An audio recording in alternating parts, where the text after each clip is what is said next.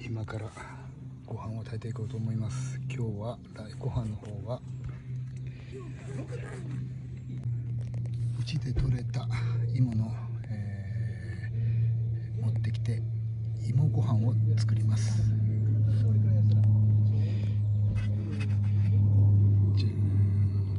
自家製の芋でするなんでいいね。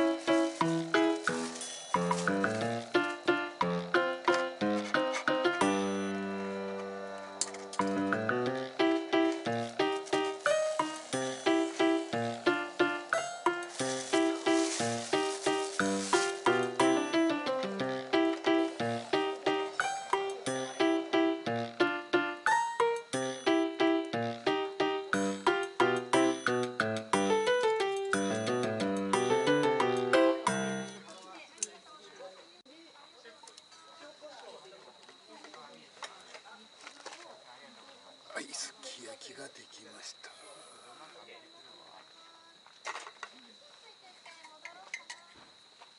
よいしょ。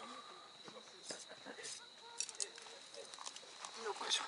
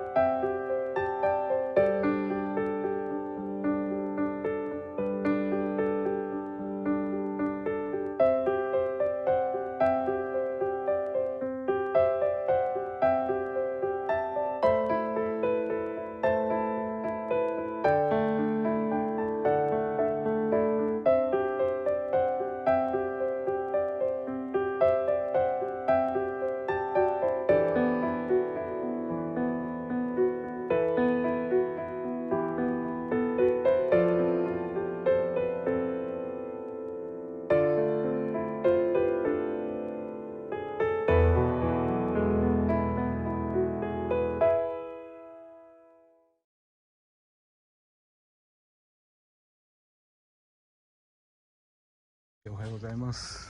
うわ、快晴。また昨日の夕方からと朝からの表情が違います。よいしょ。今時間は見えるかな。ちょっとここから見えないので、9時近くでしょう。はい、僕の基地です。向こうにはトライクが見えてます。快適やった。縦長やからもう本当にゆっくり寝られました。よ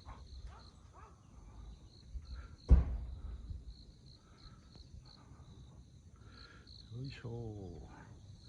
じゃあ今からコーヒーと飲んでちょっとゆっくりして片付けに入ります。なんか片付けないかと思ったら寂しいね。